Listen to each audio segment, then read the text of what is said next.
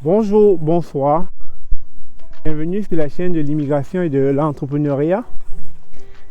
Nous sommes quelque part dans la nature. Quelque part où je m'apprête à faire une vidéo où j'ai beaucoup de choses à vous dire. Beaucoup de choses que vous devez savoir par rapport au Canada qu'on ne vous dit pas. Des choses que vous ne préparez pas en amont. Et une fois ici, vous êtes surpris, vous êtes étonné, vous êtes dans le déni parce qu'on vous a trop leurré des questions plus en lien avec l'immigration que l'intégration. Et il y a beaucoup de choses que les immigrants devraient savoir avant de se lancer dans un projet d'immigration. Une des premières choses, c'est comment va se passer l'intégration. On est très souvent enclin à très vite penser aux questions d'immigration. Comment je vais faire pour venir au Canada? Qu'est-ce qu'il faut pour venir au Canada? Les programmes d'immigration, on les connaît. On connaît le programme d'immigration des visiteurs, des travailleurs, des étudiants, des réfugiés politiques, etc. On en connaît plusieurs. Mais seulement, là n'est pas la question de comment venir au Canada. Vous savez déjà comment venir au Canada. Vous connaissez les critères qu'il faut pour venir au Canada. Mais l'une des choses autant pour moi que vous devez travailler en amont avant votre venue au Canada, c'est l'intégration. Il y a beaucoup de choses que nous faisons dans nos pays d'origine qu'une fois ici, on est souvent mal vu par la société canadienne. Je vais vous prendre un exemple très simple. Vous savez, lorsque vous voulez louer une maison, très souvent les propriétaires ne sont pas très à l'aise de louer leur maison aux immigrants. Pourquoi? Tout simplement parce que ces immigrants-là ont encore en eux les germes des habitudes de leur pays d'origine. Comment est-ce que dans un plancher, dans une belle maison, vous allez prendre un seau d'eau, verser de l'eau à terre et vous mettre à laver le sol avec la serpillière? Est-ce que vous vous êtes posé la question, est-ce que ce sol-là, ce type de plancher est compatible avec l'action que vous allez faire? Je sais tous qu'on vient d'un pays où on a pour habitude de le faire, on a pour habitude de prendre les seaux d'eau, verser l'eau à terre, mettre du savon, laver. Mais ce n'est pas pareil, ici on ne fait pas de même. Ici, il y a une autre façon de laver son sol. Ici on ne parle pas de plancher, on ne parle pas de carreaux, on ne parle pas de sol dur comme on le sait très bien dans nos pays d'origine. C'est une autre façon de voir. Même les Québécois, je le dis encore, ne lavent plus le sol avec des gros seaux d'eau. Il y a des façons de laver le sol. Ça, c'est un. De deux, les propriétaires sont mal à l'aise avec les immigrants parce que très souvent, ils traînent les odeurs de leur pays d'origine. Quand je dis les odeurs, je ne parle pas des odeurs corporelles, je parle surtout au niveau de la cuisson. Et il y a beaucoup d'odeurs, beaucoup de fumée. Et vous imaginez quelqu'un en cuisine en train de nettoyer le poisson, comment ça sent et tout. Et puis verser l'eau du poisson dans le levier de cuisine. Très vite, ça va boucher les choses. Et il y a de quoi le propriétaire est mal à l'aise à l'idée de penser qu'il va mettre un immigrant dans sa maison, sachant les précédents d'autres immigrants.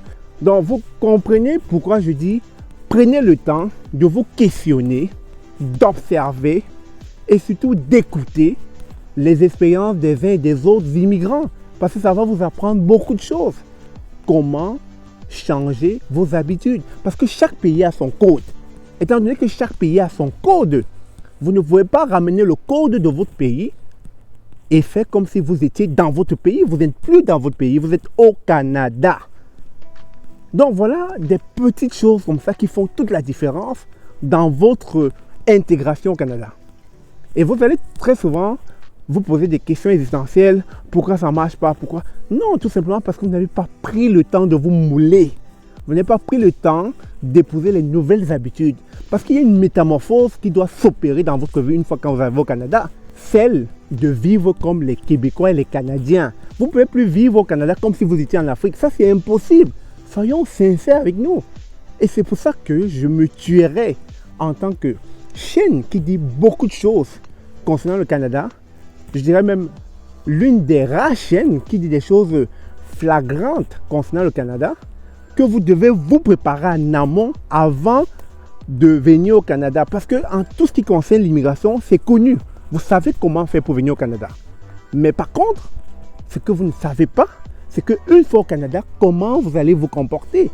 Une fois au Canada, comment est-ce que vous allez devoir composer avec la nouvelle société dans laquelle vous vous êtes établi.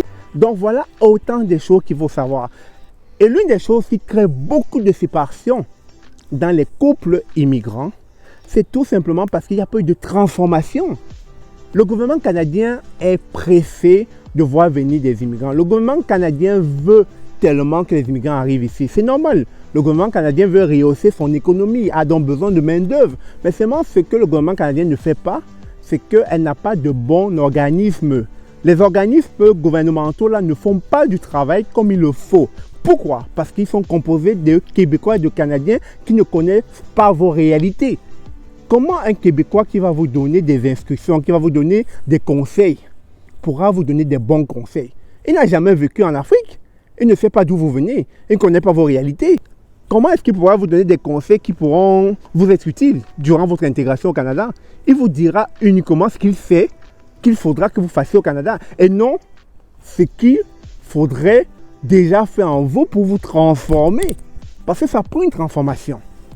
Et c'est une des raisons pour laquelle beaucoup d'immigrants se séparent. Parce que si on avait dit, écoutez, vous venez d'un pays où très souvent on sait que l'homme est le chef de famille, l'homme c'est le pourvoyeur. Mais ici, ce n'est plus la même chose. Ici, l'homme devra aussi se plier à la maison. L'homme devra aussi faire sa part à la maison. La femme devra aussi apporter les finances sur la table, etc., etc.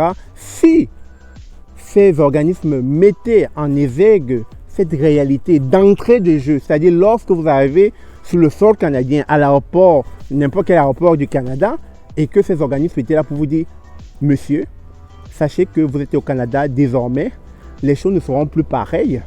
Sachez que votre femme, si elle travaille, elle peut vous aider à payer la maison. Sachez que votre femme, si elle travaille, elle peut contribuer au loyer, contribuer à la nutrition. Mais sachez aussi que votre dame, étant donné qu'elle travaille, vous devez l'aider avec l'enfant quand vous en aurez. Vous devez l'aider dans les tâches ménagères quand elle en aura besoin. C'est cette transformation qu'il faudrait mettre en exergue lorsque nous arrivons ici. Mais ce sont des choses qu'on ne dit pas très souvent. Et une fois arrivé ici, on nous laisse à l'abandon. On nous laisse à nous-mêmes. On dit, allez-y, allez-y. Et c'est comme ça que très souvent, pris, je dirais, dans ce traquenard, dans cette jungle, dans ce labyrinthe, dans ce melting pot, dans lequel on a décidé de venir nous établir, très souvent on est noyé dans l'engrenage de la vie du quotidien. Et on est pris au piège du stress, au piège du dollar canadien, au piège de la course à la survie. Et il y a de quoi on va finir par péter un câble. Il y a de quoi les couples vont finir par divorcer, par se séparer, parce qu'ils n'ont pas été transformés. Il n'y a pas eu de transformation. Et il n'y a pas eu de transformation. Et après, à un moment donné, on se plaint et on se pose la question, le Canada n'était pas maudit finalement pour les immigrants?